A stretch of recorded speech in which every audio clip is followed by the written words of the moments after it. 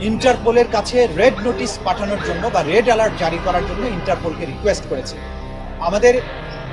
যে এই দেশের যে এক সময়কার যিনি প্রধানমন্ত্রী ছিলেন, যিনি এই মামলার আসামি, পলাতক আছেন, দেশের বাইরে আছেন, শেখ হাসিনা,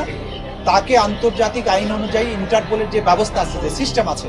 সেই সিস্টেমের কাছে চিফ প্রসিকিউটরের অফিস থেকে আমরা রিকোয়েস্ট পাঠিয়েছি যে তিনি যেহেতু মানবতা বিরোধী অপরাধ সংগঠনের অভিযোগে অভিযুক্ত, তার বিরুদ্ধে গ্রেপ্তারি পরোয়ানা পেন্ডিং আছে, কিন্তু বাংলাদেশের জুরিসডিকশনের বাইরে তিনি চলে গেছেন, সেই কারণে আন্তর্জাতিক পুলিশিং সংস্থা হিসাবে ইন্টারপোল যাতে তাকে গ্রেপ্তার করার ব্যবস্থা নেয় এবং অন্তত তার ব্যাপারে রেড অ্যালার্ট জারি করে, সেই ব্যাপারে আমরা রিকোয়েস্ট পাঠিয়েছি। শেখ হাসিনা ও তার পরিবারের সদস্য সহ পলাতক দুর্নীতিবাজদের দেশে ফেরাতে ইন্টারপোলের মাধ্যমে রেড নোটিশ জারির পদক্ষেপ নেওয়া হয়েছে বলে জানিয়েছেন দুর্নীতি দমন কমিশন দুদকের চেয়ারম্যান আব্দুল মোমেন। মঙ্গলবার 14 অক্টোবর দুদকে কর্মরত সাংবাদিকদের সংগঠন রিপোর্টার্স এগেইনস্ট করাপশন র্যাকের সদস্যদের কর্মশালার উদ্বোধন অনুষ্ঠানে একথা জানান তিনি।